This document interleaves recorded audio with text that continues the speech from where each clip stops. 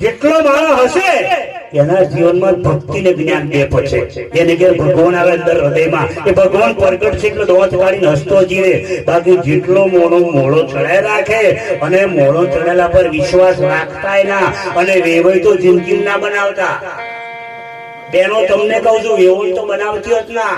ચોરી બારવા જો ને એની માને બારવાને દોત કાઢે કે નહીં કાઢતી? ઘણી બેનો ભારજો તમે બેઠો તો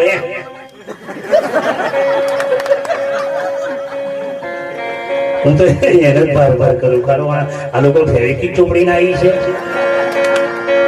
જલમિતા ની આવી છે, આ ડીપી માવા તો અભલા હશે.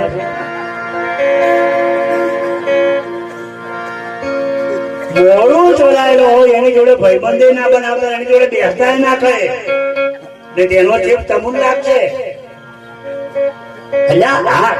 એક વાર તો ડૂબો દોત કાઢે, બળિયા દોત કાઢે, હાથી દોત કાઢે.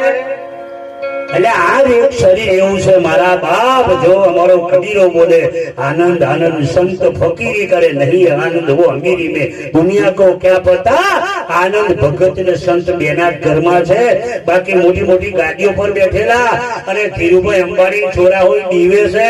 અત્યારે 10,000 નો હોલ લઈને બેઠા હશે, પછી વાતો કરતા હશે. मेरे को सालो नींद नहीं आती थी, तेरे को नींद कुछ नहीं आएगी. कालिया दूसरे का बहुत बुरा किया, खाक नींद आएगी. ભગવાન તો મારો ભગત સંત બેના ઘરમાં છે. બે જ લોકો સુખી છે, એક ભગત ને બીજો સંત. એટલા જ એવું કીધું. રોજ રોજ આનંદ થાય સંતોની નાટમાં. રોજ રોજ આનંદ થાય. Hello hello hello hello.